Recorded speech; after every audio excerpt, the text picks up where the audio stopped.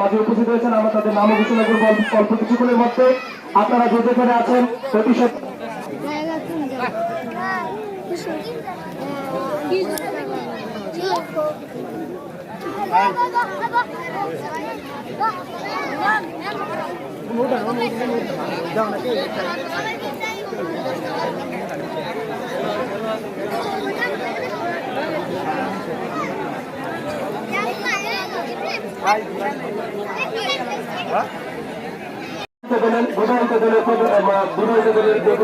মঞ্চের সামনে আসার জন্য বিশেষ আহ্বান করছি, বিভাগে আসার জন্য বিশেষ আহ্বান করছি আজহারুল আলম রিপন।